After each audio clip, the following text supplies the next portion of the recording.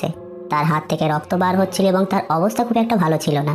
তখনই সে তার সামনে একটা অচেনা ব্যক্তিকে দাঁড়িয়ে থাকতে দেখে। এটা দেখে সে একটা গাছের আড়ালে লুকিয়ে যায়। ঠিক তখনই একটা লোক তার মুখটাকে কাপড় দিয়ে ঢেকে দেয়, আর সঙ্গে সঙ্গে সেই আগের লোকটি এসে তার মাথায় আঘাত করে তাকে বেহুশ করে দেয়। এরপর সিনটি চেঞ্জ হয়, আমরা মেয়েটিকে একটা বেসমেন্টের মতো জায়গায় দেখি, যেখানে তাকে একটা কাঠের প্লেয়ারের সঙ্গে বেঁধে রাখা হয়।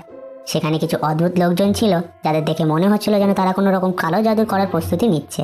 ঠিক তখনই আমরা একজনকে মেয়েটির মাথা থেকে সেই কাপড়টিকে সরাতে দেখি, আর সেই মুহূর্তে আমরা জানতে পারি আসলে লোকটি মেয়েটির বাবা। এরপর মেয়েটি তার বাবাকে বলে, আমাকে ছেড়ে দাও, আমি আমার মায়ের কাছে যাব।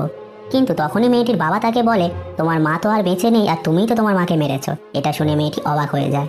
তারপর সেখানে থাকা একটি বুড়ি মহিলা একটা কালো জাদুর বইকে পড়ার পর মেয়েটির বাবাকে বলে, তাকে শয়তানের হাত থেকে বাঁচাতে গেলে জ্যান্ত পুড়িয়ে ফেলতে হবে।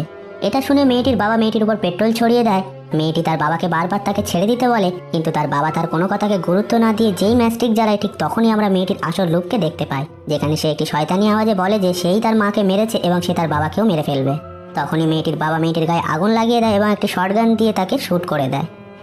এরপর সিনটি চেঞ্জ হয়, আর আমরা একটা গ্রুপ অফ পিপলদের দেখি, যাদের নাম হলো ডেভিড, তার গার্লফ্রেন্ড ন্যাটলি, ডেভিডের বোন মিয়া এবং ডেভিডের ফ্রেন্ড এরিক ও অলিভিয়া।